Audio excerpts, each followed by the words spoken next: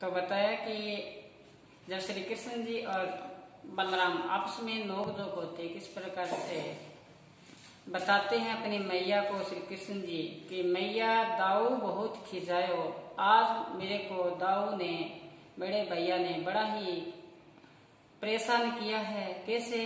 कहते हैं मैया दाऊ बहुत खिजायो, मोसो कहते हैं मोल को लीनो।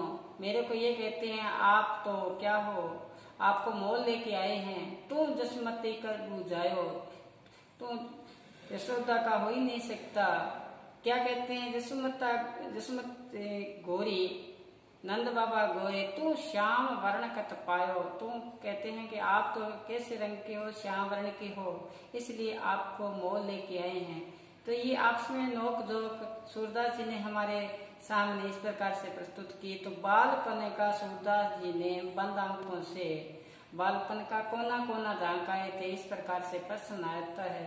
तो हमें इनके साथ साथ ये जो आपको मैं बता रहा हूँ, ये इनके पद है, दो दो पंक्ति, एक एक पंक्ति लिखनी भी पड़ती है प्रश्न में। तो साथ साथ में ये आप ध्यान देते हुए अच्छी तरह से सुनना। तो सूरदास जी ने बालपन का कोना कोना झांकाए थे। और कवि क्या बताते हैं सूरदास जी, जब श्री कृष्ण जी ब्रज से कहाँ चले जाते हैं, मथुरा चले जाते हैं। मथुरा जाने के बाद में जब गोपियों की क्या स्थिति होती है, उसके बारे में भी हमें बड़ा ही खोल के बताया है। बताने का उनका उद्देश्य क्या है, यहाँ पे उद्देश्य ये है कि सद्गुण की तो प्रतिपादना करते हैं और निर्गुण का क्या करते हैं, खंडन करते हैं कि सब कुछ है वो सद्गुण है, निर्गुण में नहीं। तो देखो कि इस प्रकार से श्री कृष्ण जी वहां से मथुरा से उद्धव को भेजते हैं और ज्ञान योग का उपदेश देके कि गोपियों को समझाओ कि सब कुछ है तो क्या है, निराकार है। तो गोपियां उनको आने से इनकार करती है और उद्धव को फटकारती हुई उनको वापस भेजती है, अपने पद है उनके माध्यम से। तो हम उनका भी विस्तार से पढ़ेंगे। किस प्रकार से आपको बताया कि कहते हैं निर्गुण कौन देश को वासी, आलोचना करते हुए सूरदास जी निर्गुण की क्या कहते हैं कि निर्गुण कौन देश को वासी, निर्गुण कौन से देश में रहता है। को है जननी, को है जनक, कौन नारी को दासी, कौन उसके माता है, कौन उसके पिता है, कौन नारी को दासी, केशव वर्ण वेश है, केशव रस को अभिलाषी। कहते हैं उसने अपना कौन सा वस्त्र पहन रखा है, कैसा वेश धारण कर रखा है और कौन से रस में वो लीन रहता है। निरंकार, देखो निरंकार होता है जो अदृश्य होता है, एक अनुभव करने की चीज होती है। साकार होता है वो सामने होता है, सामने होता है। उनकी मूर्ति पूजा भी मान लेते हैं, अपने किसी चीज की मूर्ति पूजा करते हैं, साकार रूप में करते हैं, तो वो होगी सगुण भक्ति। अब जब उद्धव यहाँ पे आता है, कहाँ पे, ब्रज में आता है और उसको गोपियां घेर लेती है कि ये संदेश लेके आए हैं, किसका, श्री कृष्ण जी का संदेश लेके आए हैं। तो उनको फटकारते हुए जब उद्धव उनको बताते हैं कि जो कुछ है निरंकार है, निरंकार की आप उपासना करो, उनका ही आप ध्यान करो। तो उद्धव को फटकारते हुए गोपियां कहती हैं निर्गुण कौन देश को वासी, जो निराकार प्रभु है, ईश्वर है, परमात्मा है, वो कौन से देश में रहता है। को है जननी, को है जनक, को नारी को दासी, केशव वर्ण वेश है, कौन सरस को अभिलाषी। सुनत मौन रे गयो ठग्यो सो सूर मति नासी। ये बातें जब सुनी, किसने, उद्धव ने सुनी, तो कहते हैं उसकी मति थी वो क्या होगी, मारी गई। सूर सब मति नासी, उसकी मति, उसकी बुद्धि चकरा गई इन प्रश्नों को सुनकर। सूरदास जी ने यहाँ तक लिखा है कि सूर तज काम देनु छेरी कौन दुआवे। जिसने गाय का दूध पीता हो कोई व्यक्ति, वो बकरी का दूध थोड़ी पीना चाहता है। देखो ऐसी आलोचना की है निर्गुण की, और सगुण की क्या की है, प्रतिपादना की है, जब उद्धव के माध्यम से यहाँ गोपियों घेर लेती है। देखो श्री कृष्ण जी की लीला अलग थी। ये जो अपने जो उदाहरणाएं हैं कि इतने मान लो गोपियों से इनका स्नेह था, लगाव था, लेकिन श्री कृष्ण जी इनसे सब अलग थे। एक बार एक प्रसंग आता है, आपको सुनाता हूँ मैं, कि एक वाटिका में श्री कृष्ण जी खड़े थे और सभी उनकी गोपियों ने उनको घेर लिया, सूरदास जी को घेर लिया। सभी गोपियां पास में आई तो श्री कृष्ण जी ने सोचा ये भोली की भोली रह गई, इनका जो शरीर है इनसे प्रेम है इनका, तो कहने लगे कि आप आओ गोपियों मेरे पास आओ और ऐसा करो कि मेरे को खींचना शुरू करो। तो सभी गोपियां बड़े ही उत्साह के भाव से उनके पास आई और खींचना शुरू किया। तो सभी के पास एक एक कृष्ण चले जाते हैं और देखते हैं कि श्री कृष्ण जी वाटिका में अकेले ही खड़े बांसुरी का वादन कर रहे हैं।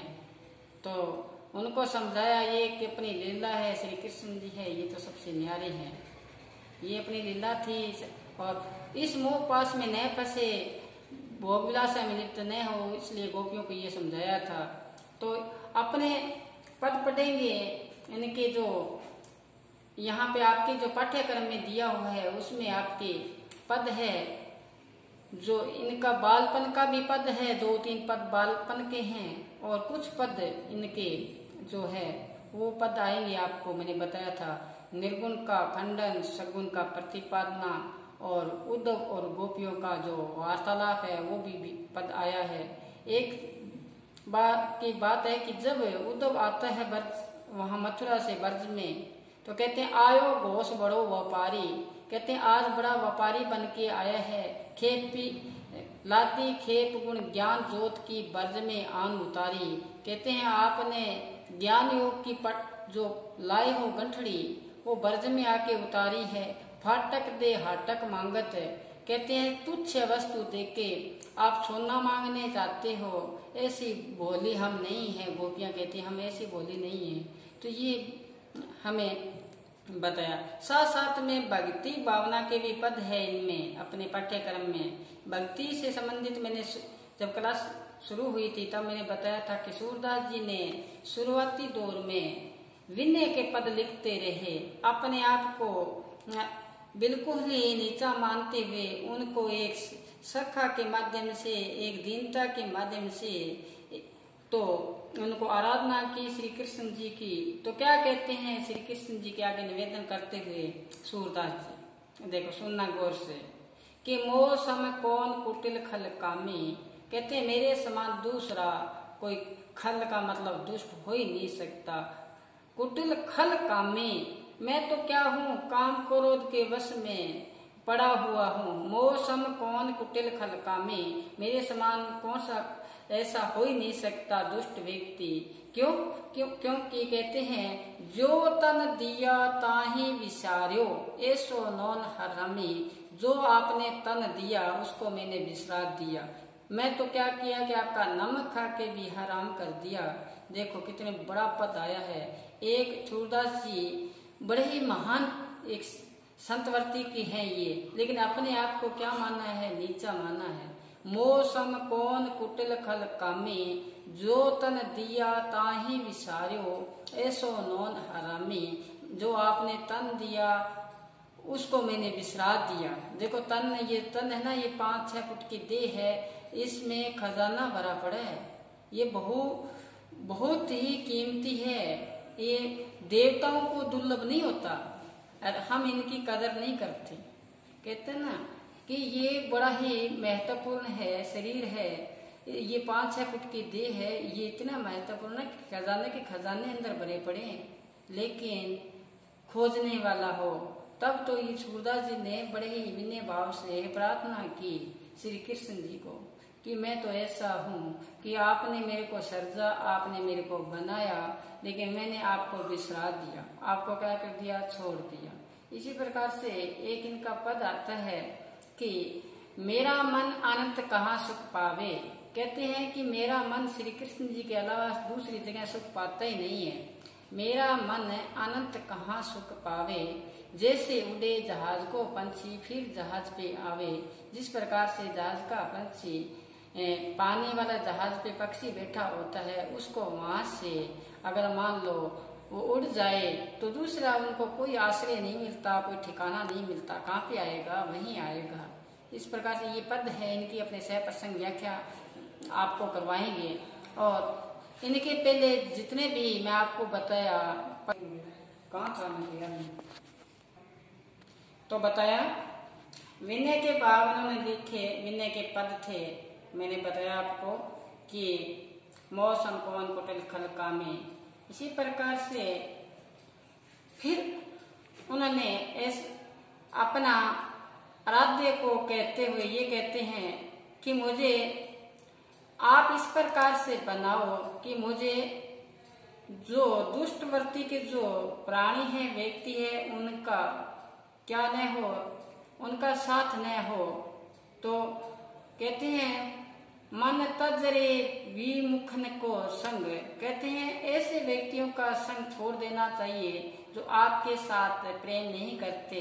जिस प्रकार से कि बंदर को अगर आप आभूषण दोगे तो वो उसकी कदर नहीं करेगा, और इसी प्रकार से आप मानो कि अगर गधे को उसको अगर लेप कर दें किसका, चंदन का, वो उसकी कदर नहीं समझेगा। तो इस प्रकार से सूरदास जी के विनय के पद ये बताए मैंने, इनका परिचय आपको सामने अवगत करवाया।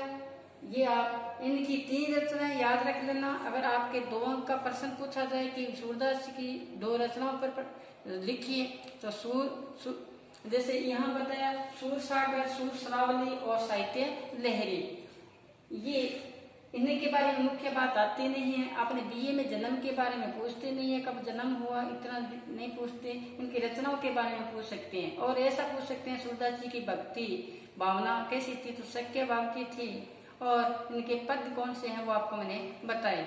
तो आज बस इतना ही। घर पर रहें, सुरक्षित रहें और पढ़ते रहें। धन्यवाद।